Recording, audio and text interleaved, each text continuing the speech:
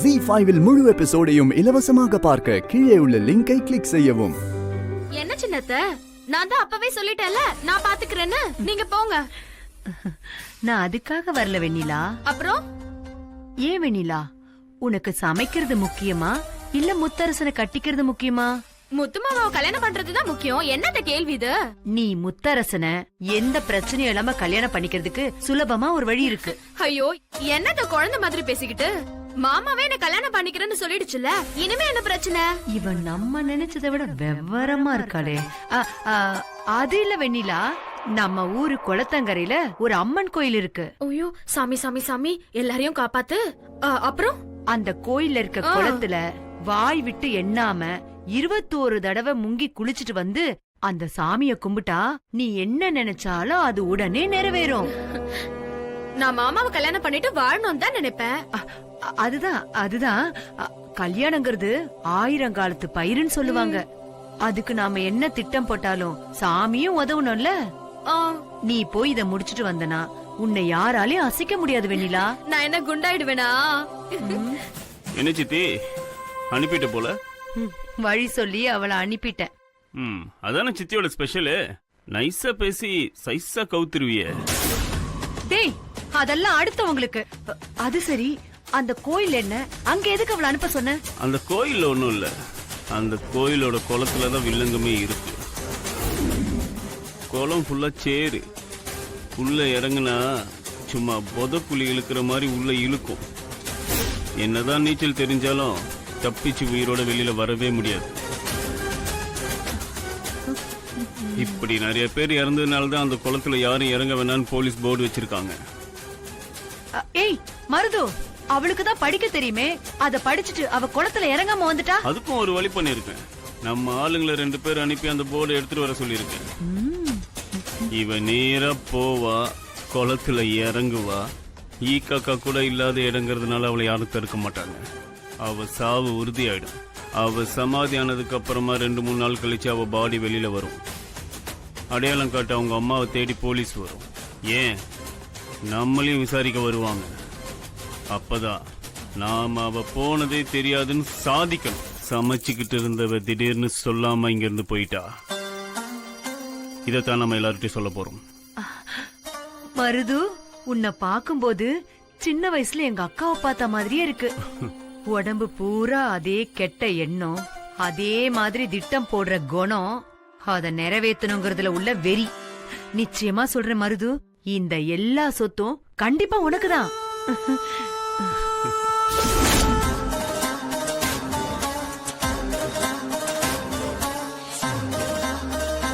ஆத்தா, உனக்கு நான் எல்லா வேண்டுதலையும் செய்யறேன். முத்து மாமாக்கும் எனக்கும் நல்லபடியா கல்யாணம் நடக்கணும்.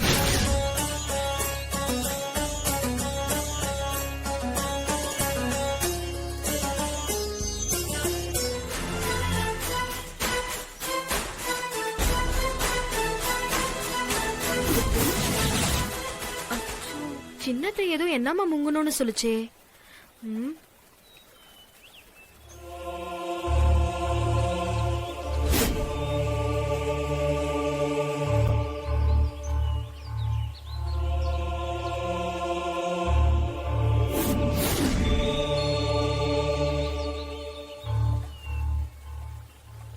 இப்ப இந்த கல்ல கையில வச்சுக்கிட்டு ஒவ்வொரு தடவை முங்கி வெளியில வரும்போதும் ஒவ்வொரு கல்லா எடுத்து வெளியே வீசிட வேண்டியதா.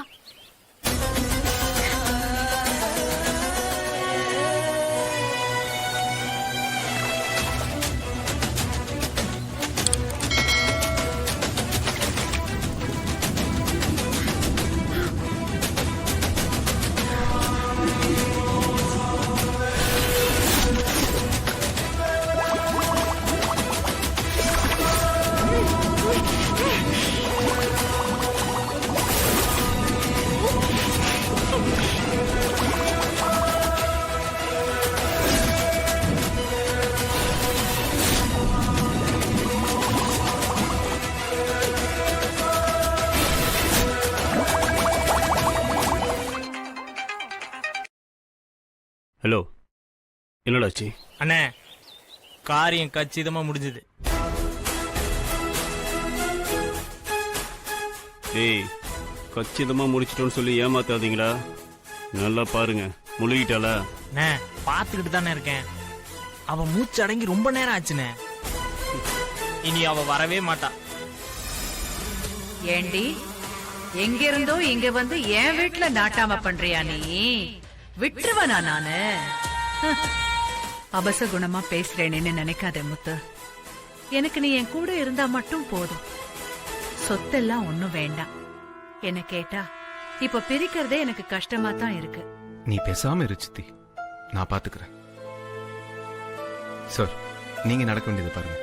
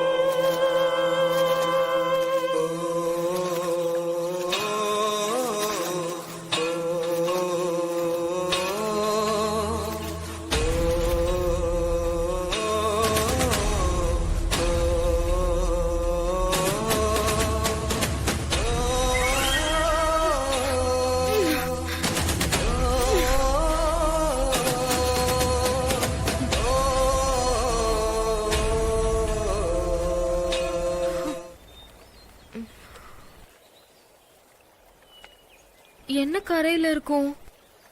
அப்போ 21 தடவை முங்கிட்டனா?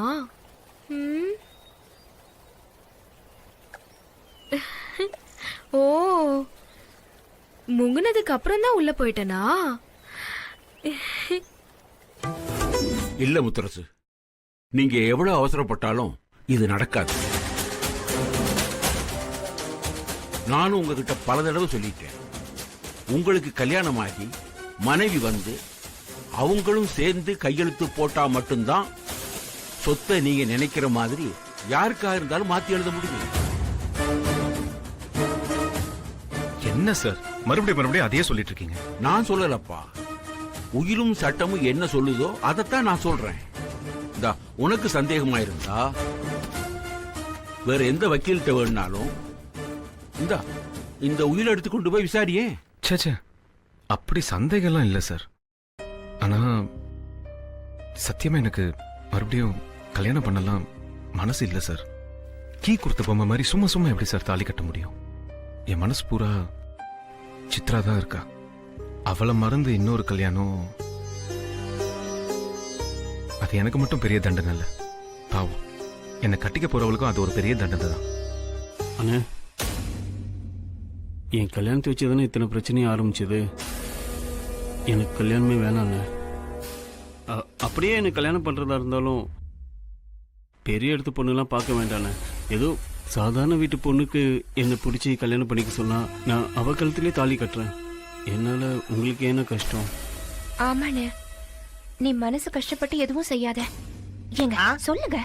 ஆமா மச்சான், நீங்க கல்யாணம் எல்லாம் பண்ணிக்க வேண்டாம். அந்த முடிவுல உறுதியா இருங்க. இதையத்தான் அவளும் சொன்னா. ஆனா நான் சொன்னா மட்டும் முறைக்கிறா. இவ வைஃபா இல்ல ஆபரேஷன் நைஃபா? நம்ம என்ன பண்ணாலும் பாராட்ட மாட்டா போல இருக்கு. ஒவ்வொரு ஆம்பளைக்கும் அவன் வாழ்க்கையில அவன் பொண்டாட்டி தான் இன்னொரு அம்மான்னு சொல்லுவாங்க. ஆனா என் வாழ்க்கையில நான் என் அம்மாவையும் எழுந்துட்டேன், என் பொண்டாட்டியும் எழுந்துட்டேன். அன்னைக்கு நடந்த அந்த சின்ன தகராறுக்கு நீ இவ்வளவு பெரிய முடிவு எடுப்பேன்னு தெரிஞ்சிருந்தா சத்தியமா நான் அன்னைக்கு தகராறே பண்ணிருக்க மாட்டேன் சித்ரா.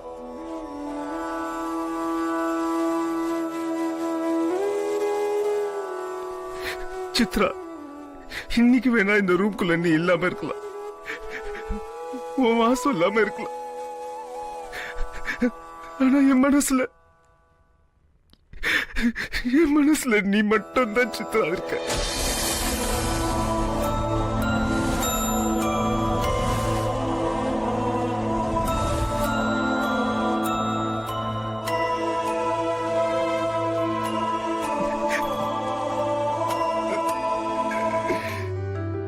ZEE5 இல் முழு எபிசோடையும் இலவசமாக பார்க்க கீழே உள்ள லிங்கை கிளிக் செய்யவும்.